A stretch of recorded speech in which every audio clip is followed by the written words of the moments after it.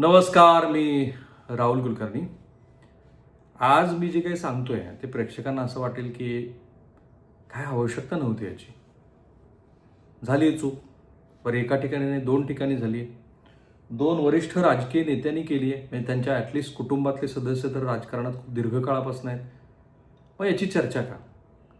कारण EVM आपल्याकडे खूप चर्चेत आहे आणि आपण वयाच्या 18व्या वर्षापासून पुढे तुमच्या आयुष्याची जी काही वर्ष असतील, अनेक निवडणुकामध्ये मतदान केलं असेल, पण राजकीय नेत्यांनी हे जे काही केलं ते आपण कधीच केलेलं नाही. म्हणजे राजकारणामध्ये वारसा असतो, तो कितपत असावा?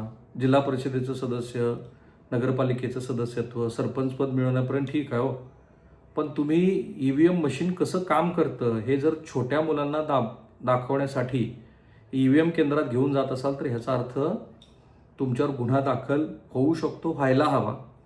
आणि दुसरं, तुमच्यामुळं तिथं काम करणारे लोक पण अडचणीत आले. त्यामुळे आधी घटना काय घडली, त्या घटनेवर ते ह्या राजकीय मंडळींचं काय म्हणणं आहे ते पण समजून घेऊ.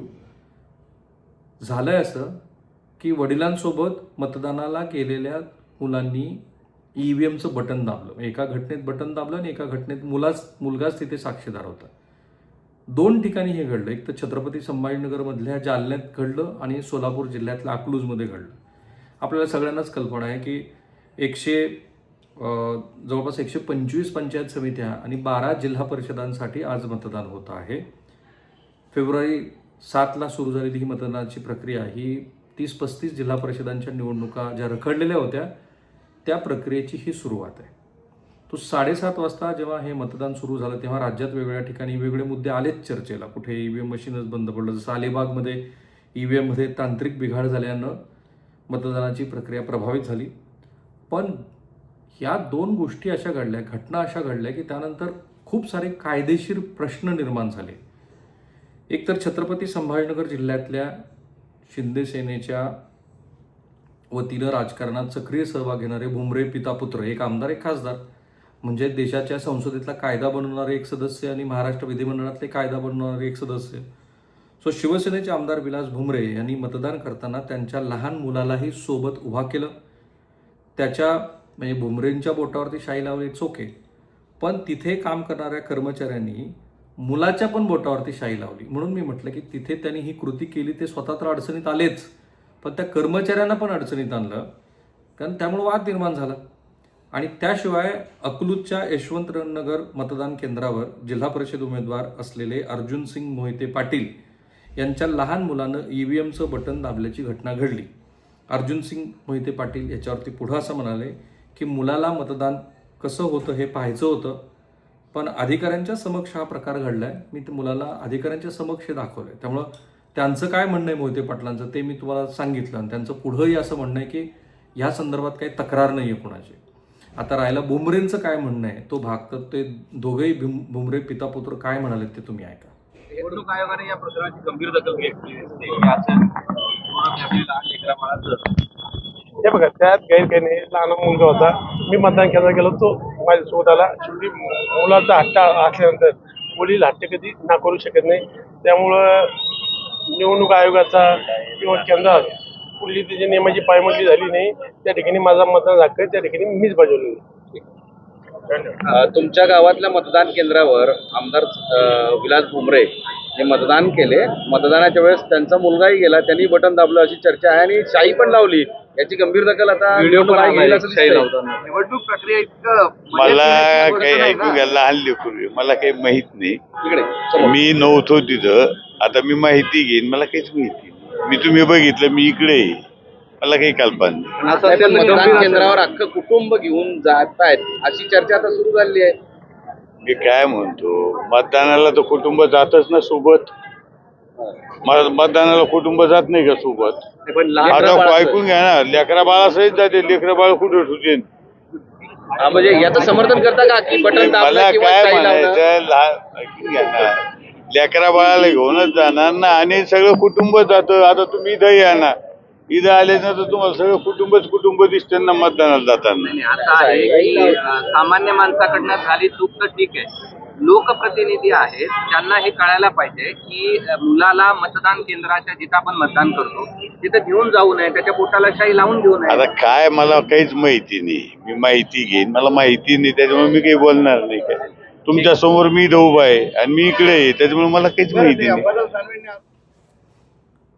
या दोघांचं म्हणणं ऐकल्यानंतर आपल्याला काय वाटेल की त्या दोघांची इतकी निरागस प्रतिक्रिया आहे की कायदा एक तर त्यांना माहिती नाही किंवा मग तिथं असलेले जे कर्मचारी आहेत त्यांचं कायद्यांचं पाठांतर चुकलंय. आपण पण महाराष्ट्राला जबाबदारीने सांगूया की नेमका कायदा काय सांगतो आणि त्या कायद्यातली सगळी कलमं बघितली तर हे पूर्णपणे कायदेशीर प्रक्रियेचं उल्लंघन आहे. भारतातील निवडणुका लोकप्रतिनिधित्व कायदा 1951 म्हणजे ज्याला आपण representation of the people act 1951 म्हणतो, तो खूप वेळेला चर्चेत आला आहे म्हणून, आणि निवडणूक आयोगाच्या मार्गदर्शक तत्वानुसार चालतात. यात मतदान कोण करू शकतो, मतदान केंद्रातील नियम, निवडणूक अधिकाऱ्यांची कर्तव्य आणि संबंधित कायदे याचा समावेश आहे. आता कोण मतदान करू शकतो? ऑब्व्हियसली भारताचा नागरिक असणं आवश्यक आहे. मतदारांचं वय 18 वर्षापेक्षा जास्त असावं, कारण 18 वर्ष पूर्ण झाल्यानंतरच त्याचं मतदार यादीत नाव येतं. त्यामुळे ह्या कॉन्टेक्स्टमध्ये या मुलानं EVM मशीन प्रेस करणं इज अ इल्लिगल ॲक्ट. तो बेकायदेशीर प्रकार आहे आणि त्यामुळं इथे मोहिते पाटलांच्यावरती तर गुन्हा निश्चितच दाखल व्हायला हवा. मतदार यादीत म्हणजे इलेक्ट्रोल रूलमध्ये नाव असणं अनिवार्य आहे. अपंग, वृद्ध किंवा आजारी व्यक्तींना विशेष सुविधा मिळतात, जसं की पोस्टल बॅलेट किंवा घरून मतदान. अपात्रता, जो व्यक्ती अपराधी आहे, दिवाळखोर आहे किंवा मानसिकदृष्ट्या अस्थिर आहे तो मतदान करू शकत नाही. परदेशात राहणारे, ज्याला आपण NRI म्हणतो, त्यांचं मतदार यादीत नाव नोंदवलं असतील तरच ते मतदार करू शकतात, पण वैयक्तिकरित्या मतदान केंद्रावरती त्यांना यावंच लागतं. लोकप्रतिनिधित्व कायदा 1951 त्यातलं कलम 62 त्याला सेक्शन 62 म्हणतो नुसार मतदार यादीत नाव असलेले व्यक्तीच मतदान करू शकतात. निवडणूक आयोगाच्या नियमानुसार कॉन्डक्ट ऑफ इलेक्शन रूल्स 1961 मतदाराची ओळख पटवण्यासाठी वोटर ID, आधार कार्ड किंवा इतर 12 ओळखपत्रापैकी एक गोष्ट असायला हवी. अपंग व्यक्तीसाठी तरतुदी आहेत. मतदान केंद्रातले वेगळे नियम आहेत. मतदान केंद्राची स्थापना कशी करावी, मतदान प्रक्रियेत नियम कसे असावेत, मतदार एकटेच मतदान खोलीत पोलिंग बूथमध्ये जाऊ शकतो, एकटाच, आणि EVM वर बटन दाबतो. कोणताही साथीदार, जसं की लहान मुलं मतदान यंत्राजवळ जाऊ शकत नाहीत. लहान मुलं मतदार यंत्राजवळ जाऊ शकत नाहीत.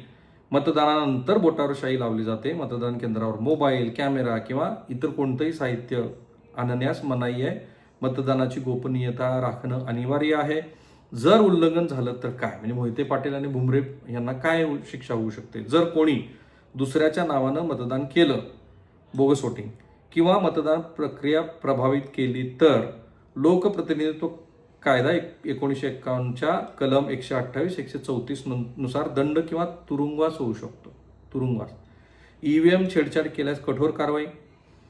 आणि मग लोकप्रतिनिधित्व कायद्यानुसार निवडणूक आयोग 2020च्या नियमानुसार केंद्राची संख्या आणि अंतर निश्चित करतं आणि ह्यांच्याबरोबरच ह्या अधिकाऱ्यांची आता कशी गोची झाली आहे बघा. मतदान केंद्राध्यक्ष, ज्याला प्रिसाइडिंग ऑफिसर आपण म्हणतो, मतदान प्रक्रियेची जबाबदारी ही त्याच्यावर आहे. ते मतदारांची ओळख पडताळणी करतात, EVM सुरू बंद करतो, मतदानानंतर यंत्र सील करतो, साहित्य स्ट्रॉंग रूममध्ये नेतो, मतदान केंद्रावर शांतता राखणं, उमेदवाराच्या प्रतिनिधींना, म्हणजे पोलिंग एजंट्स म्हणतो, त्यांना परवानगी देणं आणि तक्रारी सोडवणं हे त्याचं मुख्य काम आहे. मतदान संपल्यानंतर मतपत्रिका, EVMची मोजणी आणि अहवाल तयार करणं हे त्याचं मुख्य काम आहे. अध्यक्ष, जो तिथला कोणी पोलिंग ऑफिसर असेल, प्रिसाइडिंग ऑफिसर, तर तो पक्षपाती नसावा आणि निवडणूक आयोगाच्या आदेशाचं पालन करणारा असावा, असं सगळं ह्या कायद्यामध्ये सांगितलं गेलेलं आहे. आणि दोन्हीही घटनांची जर आपण वैधता बघितली तर एक स्पष्ट आहे, दोन्ही घटनेमध्ये भुमरे आणि मोहिते पाटील दोघांचंही मतदान बाद झालेलं आहे, बाद, अकॉर्डिंग टू रूल. आणि पुढे ज्यांनी आपल्या मुलाला मतदान करू दिलं त्याच्यामध्ये तो मुलगा अल्पवयीन आहे, त्यामुळे त्याचं काय होणार नाही, पण ज्यांनी ते करू दिलं ते गुन्हेगार आहे आणि अगदी ते तुरुंगवासाला सुद्धा पात्र आहेत असे नियम सांगतात. म्हणून मी म्हटलं की सुरुवातीलाच प्रेक्षकांना असं वाटेल की अरे हा काय चर्चेचा विषय आहे का? नाही. एकतर देश पातळीवरती EVM चर्चेत आहे आणि पुन्हा हा जो अशा पद्धतीचा भाग जेव्हा लोकप्रतिनिधी, जे सीझन्ड पॉलिटिशियन ते करतात, तेव्हा तर अधिकच जबाबदारी असते की या संदर्भातले कायदे काय आहेत ते सांगणं आणि नियमाचं उल्लंघन केल्यानंतर काय होणार आहे, काय होणं अपेक्षित आहे ते महाराष्ट्राला सांगणं. थांबूया आपण इथे. माझा प्रयत्न आहे की ज्या गोष्टीची महाराष्ट्रासाठी गरज आहे, जी गोष्ट महाराष्ट्राला सखोलपणे कळणं आवश्यक आहे, ज्याच्यात महाराष्ट्राचं हित आहे, तेवढीच मी सांगतो. आणि तुम्हाला विनंती आहे की तुम्ही हे व्हिडिओ अधिकात अधिक लोकांपर्यंत जाऊ द्या आणि त्यांना सांगा की या प्लॅटफॉर्मला सबस्क्राईब करा, बेल आयकन दाबा आणि तुमचे कमेंट्स या व्हिडिओमध्ये टाका. थांबूया.